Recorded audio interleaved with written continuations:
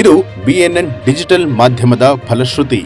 ನಮ್ಮ ಸುದ್ದಿ ಬಿತ್ತಾರವಾದ ನಂತರ ಆಗಿರುವಂತಹ ಇಂಪ್ಯಾಕ್ಟ್.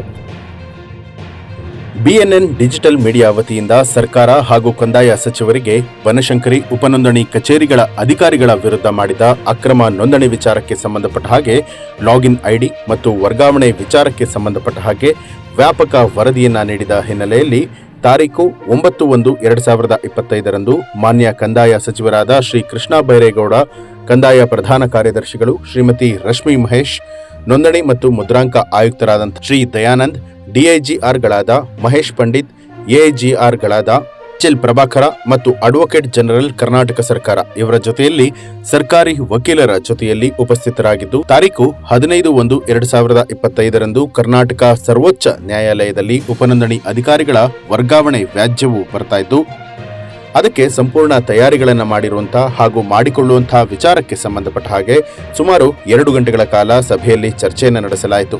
ಆದರೆ ಮತ್ತೊಂದು ಕಡೆಯಲ್ಲಿ ಉಪನೋಂದಣಿ ಅಧಿಕಾರಿಗಳು ವ್ಯಾಜ್ಯಕ್ಕೆ ಸಂಬಂಧಪಟ್ಟವರು ನ್ಯಾಯಾಲಯಕ್ಕೆ ಸೂಕ್ತ ಕಾರಣ ಹಾಗೂ ದಾಖಲೆಗಳನ್ನು ನೀಡಿರುವುದಾಗಿ ತಿಳಿಸಿ ಕೆಲವು ಮೂಲಗಳಿಂದ ಬಂದಿರುವಂತಹ ಸುದ್ದಿಯಂತೆ ತಮ್ಮ ಪರ ಆಗುವುದೇ ಅನ್ನುವಂತಹ ನಂಬಿಕೆಯು ಅವರದ್ದಾಗಿರುತ್ತೆ.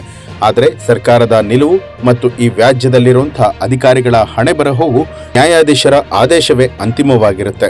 ಕಾದು ನೋಡೋಣ ಯಾರ ಪರವಾಗಿ ವಿರೋಧವೆಂದು.